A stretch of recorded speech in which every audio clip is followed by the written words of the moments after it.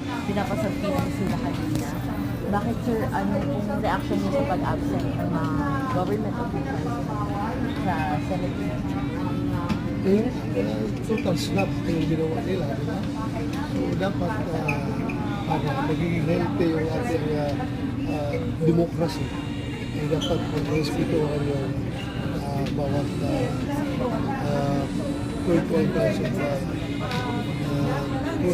of government. Pero kung gano'n, ayaw nila magpunta sa investigasyon, then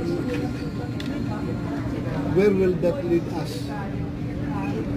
Constitutional crisis? Wala na, hindi na kami makapag-perform sa aming mandato, sa aming